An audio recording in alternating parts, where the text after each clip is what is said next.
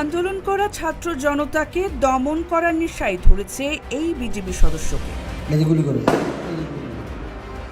কখনো হাঁটু গেড়ে বসে, আবার কখনো দাঁড়িয়ে নির্বিচারে গুলি ছুড়ছেন।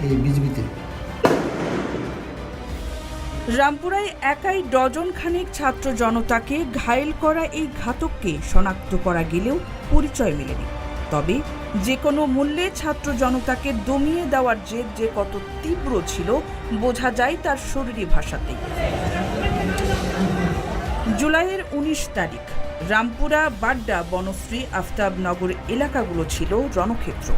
এর মধ্যে টিভি সেন্টারের কাছাকাছি যত জনের প্রাণহানি ঘটেছে তার বেশিরভাগের ঘাতক এই সীমান্তরক্ষী। আইন শৃঙ্খলা বাহিনীর অন্য সদস্যরা কখনো কখনো টিয়ার শেল বা ফাঁকা গুলি ছুড়েছেন, তবে টাক মাথার এই বিজেপি সদস্য গোটা দিন ব্যস্ত ছিলেন টার্গেট কিলিংয়ে। তার অমানবিক এই হত্যাকাণ্ডের বিভৎসতা উঠে আসে প্রত্যক্ষদর্শীর বর্ণনাতেও।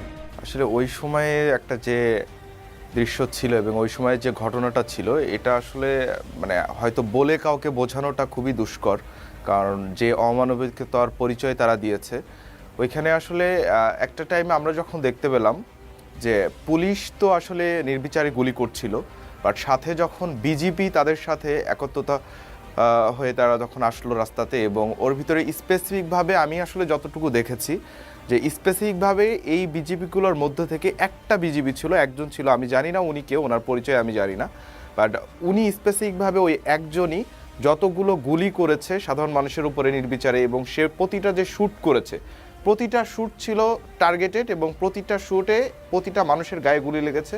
এবং আমরা এমন একটা পজিশনে ছিলাম যে পজিশন থেকে আসলে আমরা বাম সাইড থেকে দেখতে পাচ্ছিলাম যে তারা কিভাবে শ্যুট করছে, এবং আমরা ডান সাইডে গেলেই দেখতে পাচ্ছিলাম যে ওই শ্যুটে কতজন মানুষ গুলিবিদ্ধ হলো এবং তারা হসপিটালে যাচ্ছিল। বিজেপির ভিতর থেকে উনি একজনই ছিল যে আসলে এভাবে টার্গেট করে করে প্রতিটা মানুষকে শ্যুট করেছে, এবং ওনার এমন কিছু ভঙ্গিমা ছিল যেগুলো আসলে খুবই দুঃখজনক।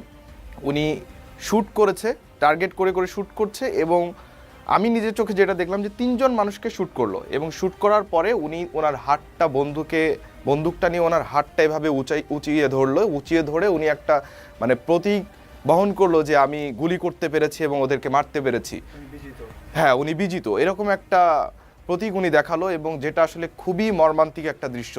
এটা উনি যে করেছে আমার কাছে মনে হয়নি যে একজন বাংলাদেশের নাগরিক হিসাবে একজন বাংলাদেশের নাগরিকের উপরে গুলি চালানোর পরে কেউ এতটা খুশি হতে পারে এবং এতটা বিজয় উল্লাস কেউ করতে পারে। আমি সেদিন যেই দিনটার কথা বলছি, ওই দিন আমি প্রায় অর্ধদিনই বলবো যে প্রায় অর্ধদিন ওনাকে আমি দেখেছি, এবং অর্ধদিনই আসলে থেকে অনেক গুলি উনি করেছে, এবং স্পেসিফিকভাবে তো প্রতিটা সময় কিছুক্ষণ পরপরই থেমে উনি গুলি করেছে, এবং বিজিবির মধ্যে থেকে যদি গুলি করে থাকে উনি একজনই গুলিটা করেছে আমার দেখা যতটুকু। এই দৃশ্যটি দেখুন, গুলি করতে করতে ক্লান্তি এসে গেছে, বিশ্রামের জন্য তাই সড়ক বিভাজকেই বসে পড়েছেন।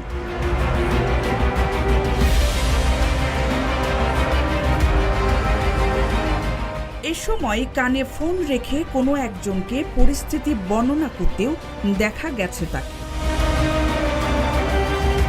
যৌক্তিক কোটা সংস্কার নিয়ে আন্দোলনরত কোমলমতি শিক্ষার্থীদের দমিয়ে রাখার এজেন্ডা ছিল হাসিনা সরকারের। মাঠে তা বাস্তবায়ন করেছে বিজেপির এই সদস্যের মতো শখানেক বিপদগামী কুলাঙ্গার। বিনিময়ে প্রাণ দিতে হয়েছে শত শত নিরীহ শিক্ষার্থী জনতাকে।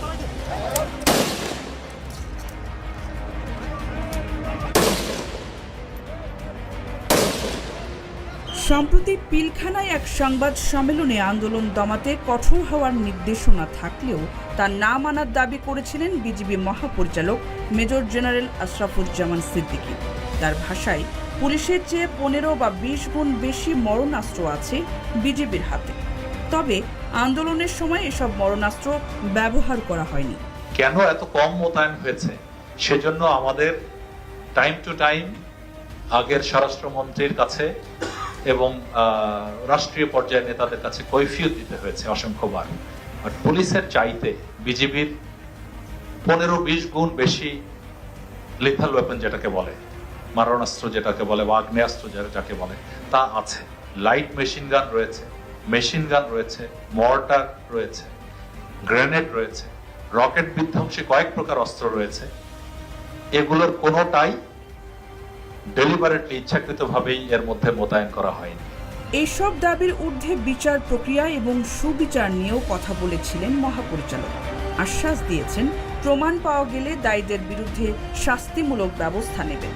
যদি কখনো প্রমাণিত হয় এখনো যে বিজিবির হাতে কোনো কিছু ঘটেছে, কেউ মারা গেছে, তার সুবিচার নিশ্চিত ভাবেই করা হবে, অতটুকু কথা আমি দিতে পারি। তার এই কথায় হারানো প্রিয়জনকে হয়তো ফিরে পাবেন না স্বজনেরা, তবে ভরসা পাবেন অন্তত ন্যায় বিচারটুকু তো মিলবে।